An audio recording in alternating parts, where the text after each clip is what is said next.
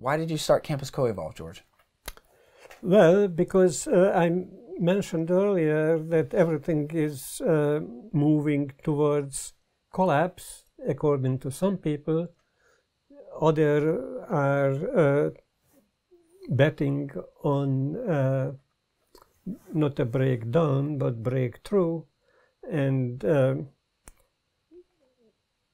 many of my friends perceive the world, including me, that everything is going worse and worse and better and faster at the same time. Right. And that is a sure recipe for chaos. Sure. And chaos is not necessarily good or bad. It is just chaos. Chaos. And what it is, what it will become, is up to us. Very good point. And whether the outcome is the collapse of the civilization as we knew it, infrastructures, all that will bring unimaginable suffering to massive scale, or whether it will open a new chapter of human history with the brightest possibility for prosperity and global well-being for all. So it's really up to us. But it's not up to us. What I mean is, people who may listen to this podcast may think, what do you mean up to us? I can't do anything about that. And if they say that, they are right. Right, they make their own. Right. But if they say that, yes, I want to do something and I will make a difference, then again, they are right also.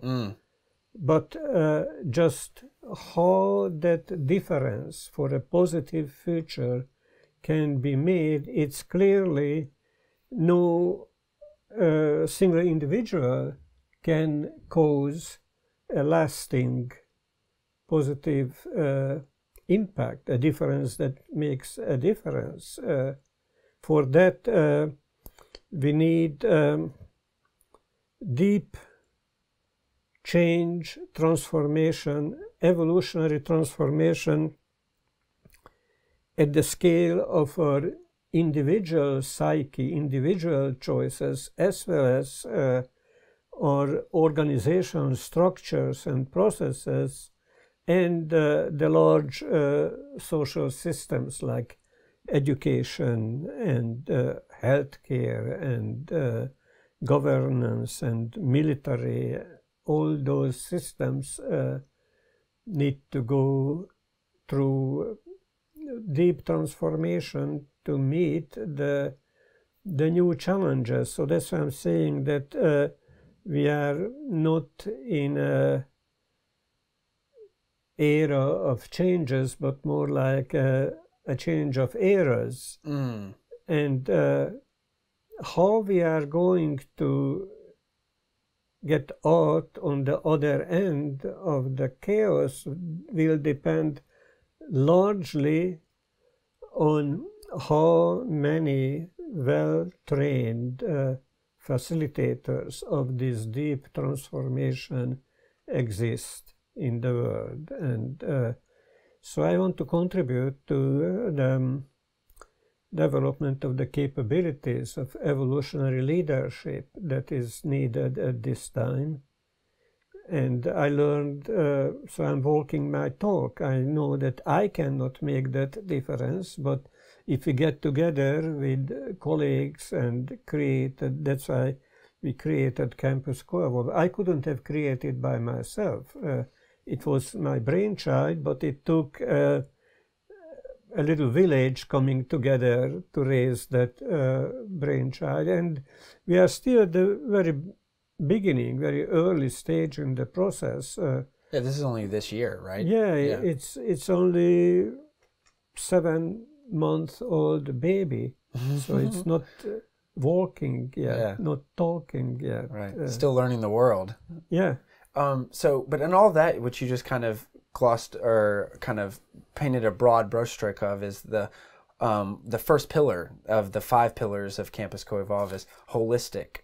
You really want to take a holistic approach to things, and so the other 4 pillars, is transformative, praxis-driven, experiential, and community-focused. How are those 5 pillars different in that I guess you could say developing the brainchild as it gets older? Yeah, well, how it is different from traditional institutions of higher education, that's where I would start, because people go to university and they get a degree, they consume knowledge, but they don't necessarily get support to their development as a human being. So the holistic dimension of our educational credo refers to that we care for the whole person. So, for example, one of our courses, the 4 Rivers, is our signature course because it is expressing the integral holistic framework or full spectrum education that starts with awareness. The 4 rivers are the rivers of awareness, behavior, community building, and designing with complexity, the ABCD rivers. And that's not all what it is to holistic education, but that's my current framing. And we are at the 2nd cohort that just started now in a week ago. Right. And so the other qualities of our education expressed in our educational credo, they also make Campus Co-Evolve a quite distinctive new form of higher education for change makers. For example, if you think of praxis-driven, that implies that each participant in our courses comes with a real-world project to which he or she needs to apply the learning from our courses. And it's also linked with the community focused, which means that it's there's a strong emphasis on peer-to-peer learning. So we have the reverse classroom where the participants present their discoveries that they made by working with the assignments from the course. So we developed a quite distinctive andragogy, adult education methodology that our educational credo encapsulates. And then, as you mentioned, this is the 2nd iteration or the 2nd cohort that's gone through 4 rivers. But then also the next class that is coming up in the next couple of weeks is a transformative media creation and reception course. And that's for people who want to learn how to use media for supporting transformation in self, others, and the world. It will illuminate the comprehensive toolkit for designing media to catalyze healing, personal growth, and the evolution of consciousness on the individual and collective level. And that's, how we even met. We met on Twitter. Yes. We had our, discourse on that first. And so, using different means of media is becoming even more important in today's thing. I know we talked about Gandhi, about if today he would maybe not make a newspaper, but a media company. social media, but media in general is a powerful, powerful tool. So I guess talk about the other course a little bit about what that's going to, and I even, which I'll be taking part in, so talk about that. Yeah, so I envision that we will have two types of courses over time. The signature or foundational courses. If we were a traditional university, I would call that the undergraduate or entry level, that all the learners general education. Yes. Yes. And then there is the specialization. Yes. So the transformative media is the first example of a specialization course where we bring to change makers very specific domains of capabilities that we think as pivotal for change facilitators. And clearly, the creation of transformative media experiences it's like having literacy. The literacy of reading and writing was essential in the 19th and 20th century for the people who were working for a better world. Today, using media is just as important as reading and writing was before. And so much more that we were even talking that, Generation Z or all of these other, kids that are coming up. I mean, I would consider myself one of the last generations to have before the internet. I grew up and I remember getting a DSL modem. I remember, the cable modem and stuff. But there was a specific change. I remember that. But then now the kids that are born today, I mean, they have a phone right here for their entire lives. They're jacked in to the internet with Snapchat and TikTok and stuff. So, it's only going to be coming more so, the media literacy, as you say. Absolutely. So one of the things that makes Campus Co-Evolve really interesting and different is that not just we live in this media kind of literacy economy, but we also live in a gift economy. And Campus Co-Evolve is donation based instead of set tuition fees.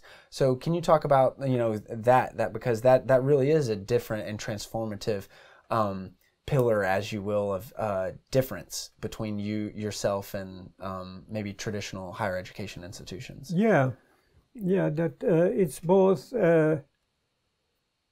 economic model and it's also our philosophy in action. What I mean by the latter, that we want to make our transformative education available to all who can benefit from it. So that's why we didn't set a tuition fee, to make sure that people with lower income, particularly people from the global south, especially, can also join our courses. So we also need to think of the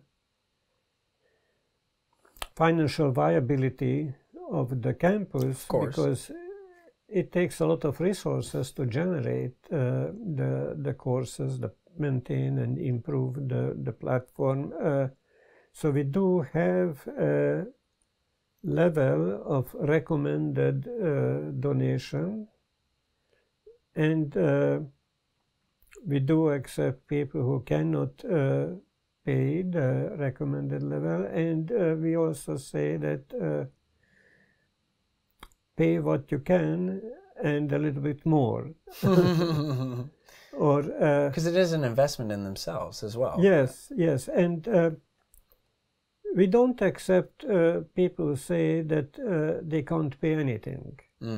because that's very close to be a free rider, because even if you are an unemployed person, you still go to a movie or have a coffee somewhere. So even a symbolic payment is expressing the respect for the work that going into the education.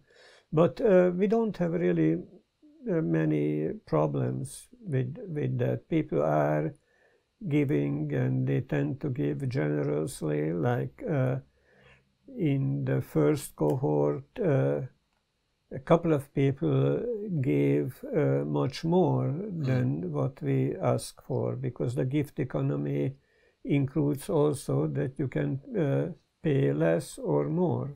It's both sides of that. Yes. Yeah. But at the same time, you also are kind of setting a marker or a benchmark. Yes.